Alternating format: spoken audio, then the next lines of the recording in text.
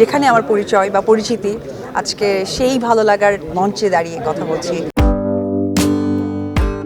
ঢালিউড নায়িকা অপু বিশ্বাস সম্প্রতি একটি পোশাকের দোকানের ফিতা কাটতে এসে নজর কেড়েছেন। এদিন হালকা গোলাপি লেহেঙ্গা পরে উপস্থিত হন এই চিত্রনায়িকা। সামাজিক যোগাযোগ মাধ্যমে ভাইরাল ওই ভিডিওতে দেখা যায় অনুষ্ঠানে পছন্দের পোশাকের রং থেকে শুরু করে নিজের ক্যারিয়ার, ব্যক্তিগত জীবন এবং ব্যবসা নিয়েও খোলাখুলি কথা বলেন তিনি।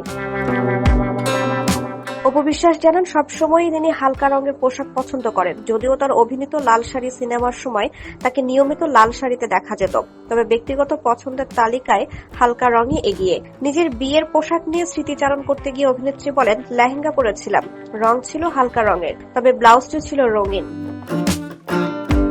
শাকিব খানের পছন্দে এই পোশাক কেনা, এমন প্রশ্নের জবাবে হেসেই উত্তর দেন অপু। বলেন, এটা আমি আসলে জানতাম না। আমি যখন দেখেছি তখন মনে হয়েছে সে হয়তো পছন্দ করেছে। আলাপকালে নিজের ব্যক্তিগত পার্লার ব্যবসা নিয়েও কথা বলেন অপু। এছাড়া ঢালিউডের বর্তমান অবস্থা নিয়েও সরাসরি মন্তব্য করেন এই চিত্রনায়িকা। ইন্ডাস্ট্রির তিক্ততা সম্পর্কে অপু বলেন, 2007 থেকে 2008 সালে যখন ইন্ডাস্ট্রিতে এসেছিলাম তখন একটি ফুল ফেজের চলচ্চিত্র দেখে ভক্ত তৈরি হতো, কিন্তু 2016 সাল থেকে ইন্ডাস্ট্রিতে নোংরামি শুরু হয়েছে।